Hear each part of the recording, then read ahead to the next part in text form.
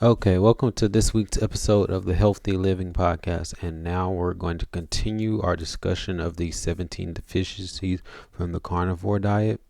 In this episode, I'm basically going to go over a few of them. We missed vitamin B.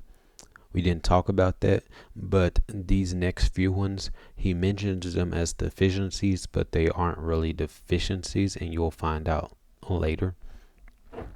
So, B vitamins, because we missed this. Now, he lists this as a deficiency, but in here he says other rich sources of biotin include eggs and salmon.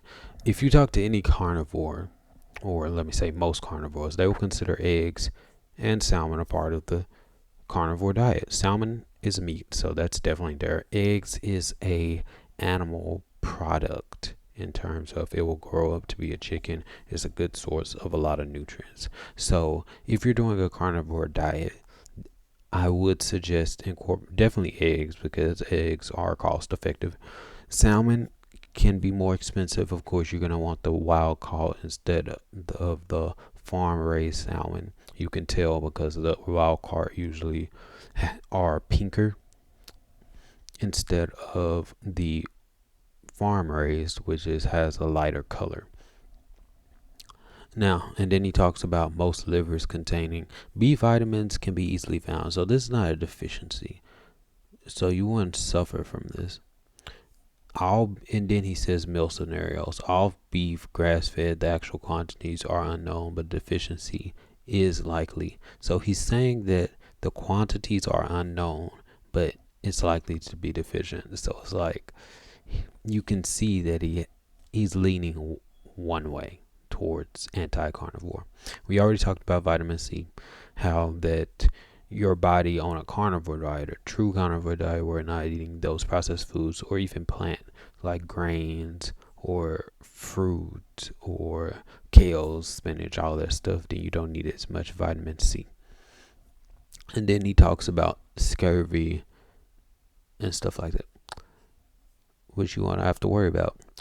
Now, vitamin E is another one that he talks about being deficient, but really you don't have to worry about that because he puts it right here. Good sources include raw fish, eggs, salmon, and grass-fed beef. So this is more of a warning because you should be eating grass-fed beef if you can get it. Of course, grain-fed beef is going to be better than plants anyway, but grass-fed beef is the choice because that cow is eating their natural diet. Now, if we're talking about eating carnivore and us eating our natural diet, we need to make sure the animals that we are eating are living naturally, eating their natural diet. And I don't know why this is right here. About 3.4 milligrams deficient in vitamin E by 78% if he says that there is a good source of vitamin E from eating grass-fed beef. So this is another problem why I have with this article, but we're just going through this because this is someone who is against what we're saying, and I don't want to just continue giving you sources that are just for us. We'll just have a little balance. Also, do the research on your own. Try to get a balance between things, but also think about things naturally and stuff like that because before the agricultural revolution, humans survived fine on a predominantly carnivore based diet. Of course, not everyone is going to just only eat meat all the time. Of course, they have to supplement their diet depending on the season, if they were having a successful hunt, all that stuff.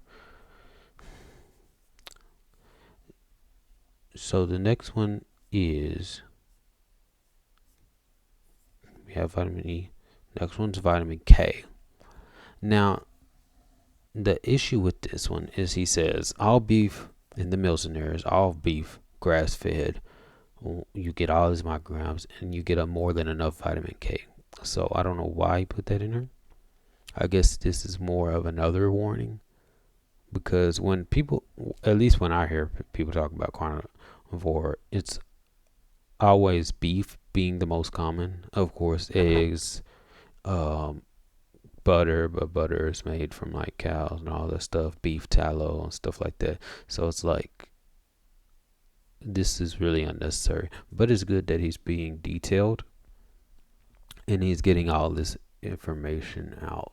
So I will give him this. This boron, I've never heard of this before. Well, I heard of it before, but I never like thought it was important.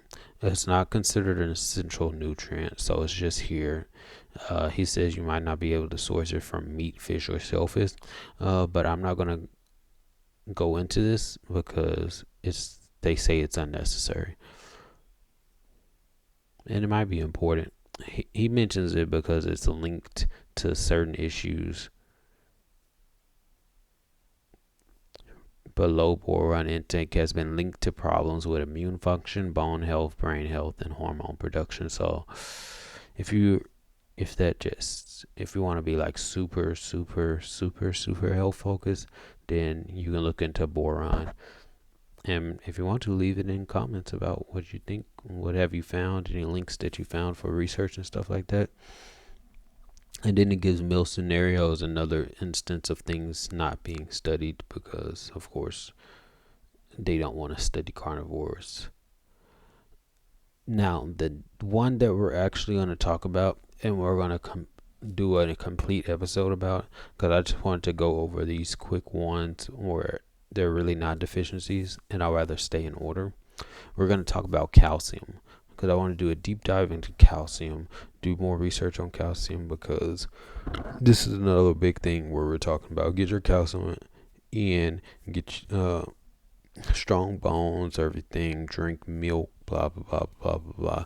And I want to compare that to the carnivore diet because a lot of all these recommendations and the things that are telling us that comes from us eating a standard American diet, which is naturally unhealthy and completely against our natural diet because highly processed foods we didn't like evolve to eat all the time, like bread. That's when we needed to supplement our diet, which was predominantly meat. We would eat something like nuts or berries. So it would either be nuts or fruit for the supplement. But then when we transitioned to mainly eating our biscuits and our bread, when we make our sandwiches, our peanut butter and jelly and all this stuff, it changed some things. Especially with jelly, because jelly you might consider, oh, jelly's made from fruit, grapes, blah blah blah, all this stuff. But you have to consider that a lot of these things have extra sugar added, don't have the fiber source that they used to. Of course, fiber is another one of those things that you don't need on a carnivore diet. But I'm just saying, like if you're following traditional health advice, because I was looking at both sides before I came to carnivore and I was doing keto, and then they talked about fiber. It's not actually calories and stuff like that, and helps your gut microbiome. But even if you consider that, the standard American diet is not healthy because it had all this stuff. He even mentioned calcium in the Western diet as dairy is the most prevalent source. This is for typical people. And then there's an issue. Well, there's an issue with cow milk in and of itself when you're doing keto slash carnivore because the cow milk it's gonna have carbs in it unless you go for like a raw milk. This is the issue with cheese too. It has carbs in it too unless you get certain types of cheese where the way it's not prepared, but uh, as it ages, and then you can consider processed as well. But anyway, we'll get into calcium next. There's a lot of things you have to consider. That's why I prefer the carnivore diet because it's just like you eat meat, you're good. Eat a range, not a wide range, but don't just stick to one meat. Obviously, of course, you're gonna want diversity. That's natural anyway. So eggs are good. Grass-fed beef, fish. I prefer salmon. I tried cod. I don't like cod. Tuna. Tuna is more like chicken breast. It's like you're not gonna enjoy. Well, I don't enjoy eating it like that unless I'm like super hungry. But this is enough for me. I'm just going on long enough. Thanks for listening, and I will be excited for next week when we'll get to really talk about calcium because this will be important.